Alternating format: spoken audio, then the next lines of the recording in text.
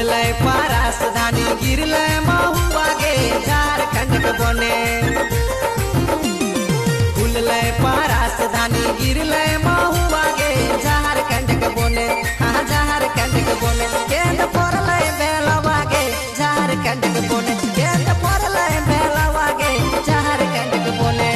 चमके पारस पिया महके महुआ झारखंड के बने चमके पारस पिया महके महुआ झारखंड के बने हाँ झारखंड के बने केंद्र पकड़ले भेलवा हो झारखंड के बने केंद्र पकड़ले भेलवा हो झारखंड के बने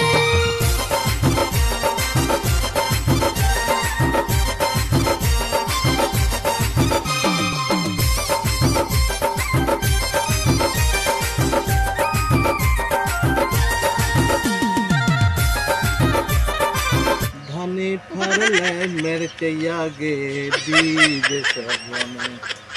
धनी फरले मिर्चैया गे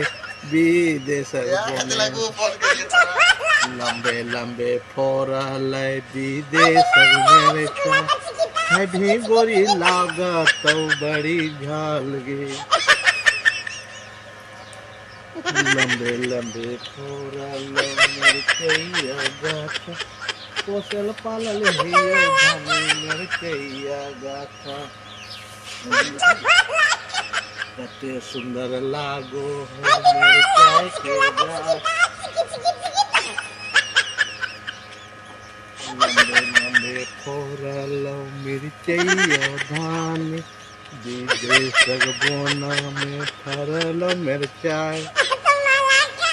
हमें बनाई बवा कर